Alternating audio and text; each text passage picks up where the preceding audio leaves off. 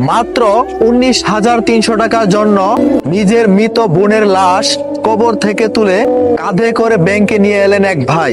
মর্মান্তিক এই ঘটনাটি ঘটেছে ভারতের উড়িষ্যার একটি গ্রামে। বোন মারা যাওয়ার পর তার অ্যাকাউন্টে 19,300 টাকা ছিল। সেই টাকা তোলার জন্য তার ভাই ব্যাংকে যান, কিন্তু ব্যাংক কর্তৃপক্ষ তাকে ছাপ জানিয়ে দেয় যার অ্যাকাউন্ট তাকে সশরীরে উপস্থিত থাকতে হবে। ভাইটি বারবার বোঝানোর চেষ্টা করেন যে তার বোন আর পৃথিবীতে বেঁচে নেই, কিন্তু ব্যাংকের কর্মকর্তা কোনো কথাই শুনতে রাজি হয়নি। তাকে বলেছে যার অ্যাকাউন্ট তাকে আসতেই হবে।